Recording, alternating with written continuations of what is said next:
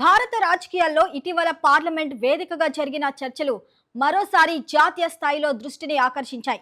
ముఖ్యంగా ఆప్ ఎంపీ రాఘవ్ చద్దా చేసిన కామెంట్స్ రాజకీయ వర్గాల్లో పెద్ద చర్చకు దారితీశాయి. ఈ యువ ఎంపీ పార్లమెంటులో మాట్లాడిన తీరు, కేంద్ర ప్రభుత్వ విధానాలపై లేవనెత్తిన ప్రశ్నలు దేశవ్యాప్తంగా చర్చనీయాంశంగా మారాయి. ప్రభుత్వ విధానాలపై గట్టిగా ప్రశ్నలు సంధిస్తూ ప్రజల సమస్యలను పార్లమెంటు దృష్టికి తీసుకురావటమే తన లక్ష్యమని ఆయన పేర్కొన్నారు.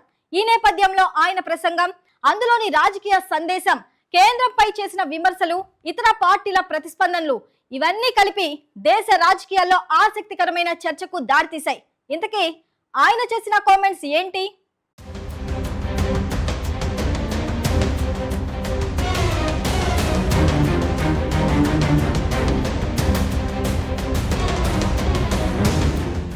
భారత పార్లమెంట్లో ఆమ్ ఆద్మీ పార్టీ రాజ్యసభ సభ్యుడు రాఘవ్ చద్దా ఇటీవల చేసిన కామెంట్స్, ప్రసంగాలు దేశవ్యాప్తంగా చర్చనీయాంశంగా మారాయి.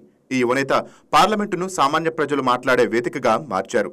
ఆహార కల్తీ నుంచి బడ్జెట్ విమర్శలు, బ్యాంకింగ్, టెలికాం, నిరుద్యోగులు కట్టే ఫీజులు, ప్రజాప్రతినిధులు రైట్ టు కాల్ ప్రతిపాదన వరకు ఆయన ప్రసంగాలు ఫైరీగా, లాజికల్గా ఉండటంతో యువత, మధ్యతరగతి వర్గాల్లో ఆదరణ పొందుతున్నాయి.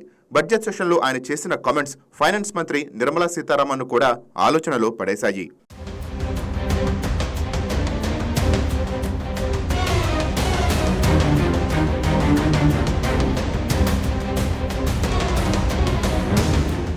అసలు రాఘవ్ చద్దా ఎవరు?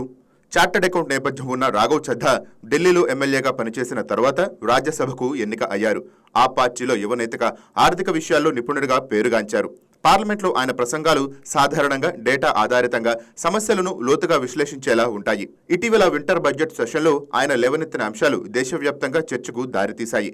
దేశవ్యాప్తంగా ఆహార పదార్థాల్లో కల్తీ పెరిగిపోతోందని రాఘవ్ చద్దా రాజ్యసభలో తీవ్రంగా ఆందోళన వ్యక్తం చేశారు. పాలలో యూరియా, ఐస్ క్రీంలో డిటర్జెంట్, మసాలాల్లో క్యాన్సర్ కలిగించే కెమికల్స్, ఇలాంటి షాకింగ్ విషయాలను ఆయన లేవనెత్తారు. ఇది నిశ్శబ్ద ఆరోగ్య సంక్షోభం అంటూ ఆయన కామెంట్స్ చేశారు. Food safety and standards authority of ఇండియాపై కఠిన చర్యలు తీసుకోవాలని డిమాండ్ చేశారు. ఈ ప్రసంగం సోషల్ మీడియాలో వైరల్ అయ్యింది. ప్రజలు ఇలాంటి నేతలు ఉంటే దేశం మారుతుంది అంటూ పొగిడారు. ఈ అంశంపై దేశవ్యాప్తంగా చర్చ మొదలైంది. ఆహార భద్రతపై అవగాహన పెరిగింది. ఇక భారతీయ విమానాశ్రయాల్లో వాటర్ బాటిల్కి 100 రూపాయలు, టీకి 250 రూపాయలు వంటి అధిక ధరలు వసూలు చేస్తున్నారని రాఘవ్ చద్దా విమర్శించారు. ప్రయాణికులను లూటీ చేస్తున్నారంటూ ఆయన మండిపడ్డారు.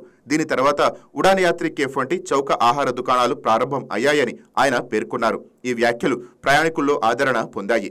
విమానాశ్రయాల్లో ధరల నియంత్రణపై చర్చకు దారితీశాయి.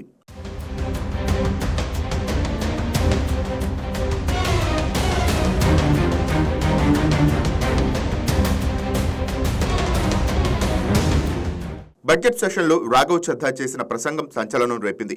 ఆయన బడ్జెట్ను the good, the bad and the way forward గా విభజించి విశ్లేషించారు.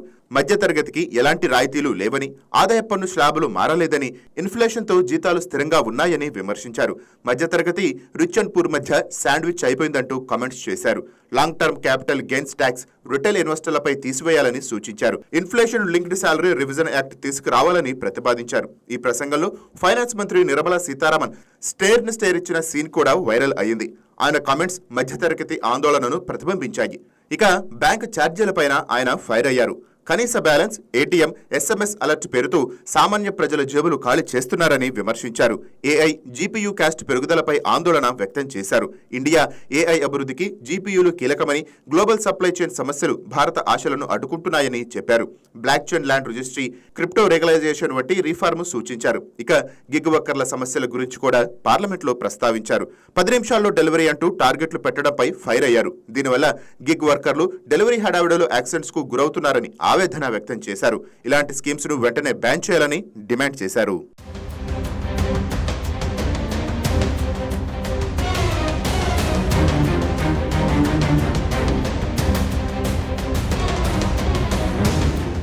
ఇక రాఘవ్ చద్దా ప్రస్తావించిన అంశాల్లో కీలకమైనది రైట్ టు రీకాల్ విధానం. దేశంలో పనితీరు బాగోలేని ఎంపీలు, ఎమ్మెల్యేలను తొలగించే అధికారం ఓటర్లకు కల్పించాలని ఆయన డిమాండ్ చేశారు. ఎంపీలు ఎమ్మెల్యేల పనితీరు బాగోకపోతే వారిని తొలగించుకునే హక్కు ప్రజలకు కల్పించాలని కోరారు. ప్రస్తుతం భారత రాజ్యాంగం ప్రజలకు ఎన్నిక చేసే హక్కు ఇస్తుంది, కానీ ఎన్నికైన ప్రతినిధులను పనితీరు బాగా లేకపోవడం లేదా అవినీతి వంటి కారణాలతో పదవీకాలం పూర్తి కాకముందే తొలగించే ప్రత్యక్ష విధానం లేదు. రైట్ టు రీకాల్ అనే వ్యవస్థను ప్రవేశపెట్టడం ద్వారా ప్రజలు తమ ప్రజా ప్రతినిధులను పనితీరు లేకపోతే లేదా అవినీతిలో చిక్కుకుంటే తొలగించే అవకాశం కలుగుతుందని అన్నారు. ఈ హక్కు ఇప్పటికే ప్రపంచంలోని 24 దేశాల్లో అమలవుతోందని అన్నారు. అదే సమయంలో పంచాయతీ స్థాయిలో మన దేశంలో కర్ణాటక, మధ్యప్రదేశ్, మహారాష్ట్ర, రాజస్థాన్తో పాటు పలు రాష్ట్రాల్లో ఈ విధానం అమల్లో ఉందని ఆయన గుర్తు చేశారు. అయితే ఈ ప్రతిపాదనపై లోక్సభలో కొంతమంది సభ్యులు అసంతృప్తి వ్యక్తం చేశారు. చద్దా మాత్రం ఈ హక్కు సాధారణ రాజకీయ విభేదాల కోసం కాకుండా అవినీతి, మోసం లేదా విధులను నిర్లక్ష్యం చేసిన సందర్భాల్లో మాత్రమే ఉపయోగించాలని స్పష్టం చేశారు. ఈ ప్రతిపాదన అమల్లోకి వస్తే ప్రజాస్వామ్యానికి మరింత బలం చేకూరుతుందని, ప్రజల విశ్వాసాన్ని నిలబెట్టేలా చేస్తోందని ఆయన అభిప్రాయపడ్డారు. ఎన్నికైన ప్రజాప్రతినిధులు తమ బాధ్యతలను సక్రమంగా నిర్వర్తించకపోతే ప్రజలకు వారిని తిరస్కరించే శక్తి ఉండాలని ఆయన వాదించారు.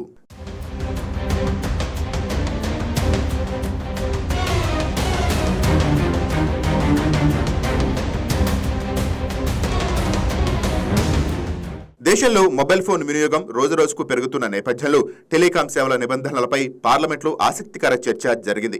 ముఖ్యంగా రీఛార్జ్ గడువు ముగిసిన వెంటనే వినియోగదారులు ఇన్కమింగ్ కాల్స్ కూడా నిలిపివేయటం సరైనదేనా అనే ప్రశ్నలు లేవనెత్తుతూ రాఘవ్ చద్దా టెలికాం కంపెనీలపై ఘాటుగా స్పందించారు. వినియోగదారులు రీఛార్జ్ చేయకపోతే అవుట్ గోయింగ్ సేవలు నిలిపివేయటం అర్థవంతమే అయినా ఇన్కమింగ్ కాల్స్ కూడా బ్లాక్ చేయటం వినియోగదారుల హక్కులను విరుద్ధమని ఆయన చెప్పారు.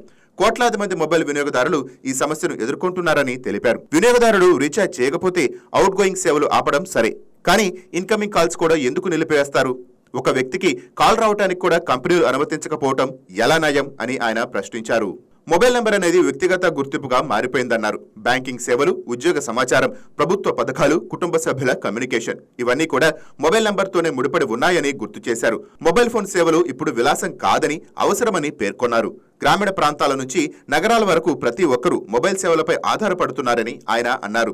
విద్యార్థులు ఆన్లైన్ క్లాసులు వినడానికి, రైతులు మార్కెట్ ధరలు తెలుసుకోవటానికి, నిరుద్యోగులు ఉద్యోగ సమాచారం పొందటానికి మొబైల్ నెట్వర్క్ను ఉపయోగిస్తున్నారని ఆయన పేర్కొన్నారు. ఇలాంటి సమయంలో రీఛార్జ్ గడువు ముగిసిందని చెప్పి ఇన్కమింగ్ కాల్స్ కూడా నిలిపివేయటం ప్రజలకు ఇబ్బందులను కలిగిస్తోందని అన్నారు. టెలికాం కంపెనీల వ్యాపారక విధానాలను కూడా ఆయన ఈ సందర్భంగా విమర్శించారు. ప్రస్తుతం దేశంలో ప్రధానంగా సేవలందిస్తున్న Reliance Jio, Airtel, Vodafone, Idea వంటి కంపెనీలు వినియోగదారులపై అధిక రీఛార్జీలు విధిస్తున్నాయని మండిపడ్డారు. రీఛార్జ్ ఫోన్ల ధరలు పెంచుతూ కంపెనీలు భారీ ఆదాయం సంపాదిస్తున్నాయని, కానీ వినియోగదారులకు సరైన సేవలు అందించడం లేదని ఆరోపించారు. ప్రత్యేకంగా కాల్ డ్రాప్స్, నెట్వర్క్ సమస్యలు, స్లో ఇంటర్నెట్ వంటి సమస్యలు ఇప్పటికీ కొనసాగుతున్నాయని గుర్తు చేశారు. మొబైల్ సేవలు అందిస్తున్న కంపెనీలు వినియోగదారుల హక్కులను గౌరవించాల్సిన బాధ్యత ఉందని రాఘవ్ చద్దా అన్నారు. రీఛార్జ్ లేకపోయినా కనీసం కొంతకాలం ఇన్కమింగ్ కాల్స్ అనుమతించాలని ఆయన సూచించారు. ఇది అత్యవసర పరిస్థితుల్లో ప్రజలకు సహాయపడుతుందని ఆయన అభిప్రాయపడ్డారు. టెలికాం రంగాన్ని పర్యవేక్షించే సంస్థ అయిన ట్రాయ్ ఈ అంశంపై స్పష్టమైన మార్గదర్శకాలు రూపొందించాలని సూచించారు. ఈ విషయం సోషల్ మీడియాలో కూడా పెద్ద చర్చకు దారితీసింది. అనేక మంది వినియోగదారులు రీఛార్జ్ గడువు ముగిసిన వెంటనే ఇన్కమింగ్ కాల్స్ నిలిపేయటం వల్ల ఎదుర్కొంటున్న సమస్యలను పంచుకున్నారు. కొంతమంది వినియోగదారులు అత్యవసర కాల్స్ కూడా అందక ఇబ్బందులు పడ్డామని చెప్పారు.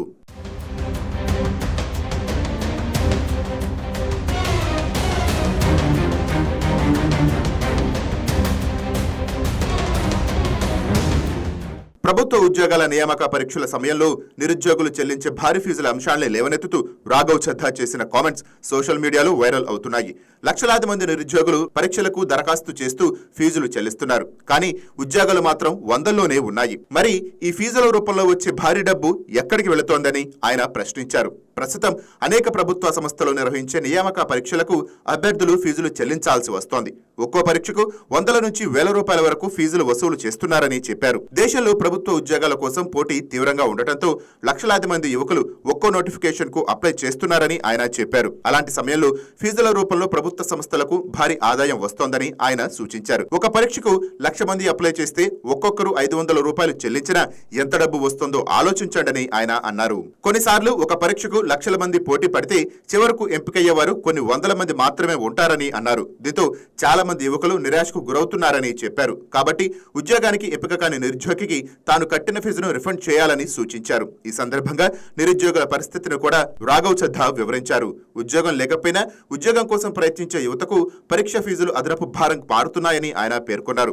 ప్రత్యేకంగా మధ్యతరగతి పేద కుటుంబాలకు చెందిన యువకులు ఈ సమస్యను ఎక్కువగా ఎదుర్కొంటున్నారని ఆయన చెప్పారు.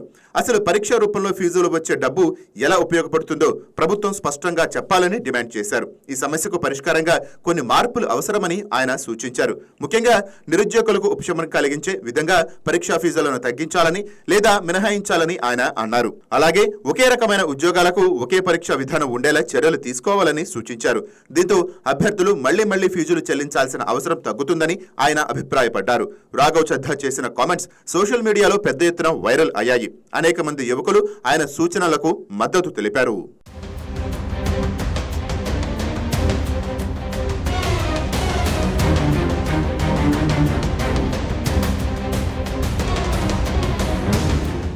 మొత్తానికి రాఘవ్ చద్దా పార్లమెంట్లో సామాన్యుడి సమస్యలకు గట్టి గొంతుకుగా నిలబడుతున్నారు. ఆహార భద్రత, tax relief, right to recall, నిరుద్యోగుల ఫీజు, టెలికాం కంపెనీల దోపిడీ వంటి అంశాలు దేశ చర్చను మార్చాయి. ఆయన ప్రసంగాలు కేవలం విమర్శలు కాదు, సొల్యూషన్ ని సూచిస్తున్నాయి. భవిష్యత్తులో ఆయన లాంటి యువనేతలు ఇలాంటి అంశాలను మరింతగా బలవంతంగా వినిపిస్తే ప్రజాస్వామ్యం మరింత బలపడుతుందనడంలో ఎలాంటి సందేహం లేదు.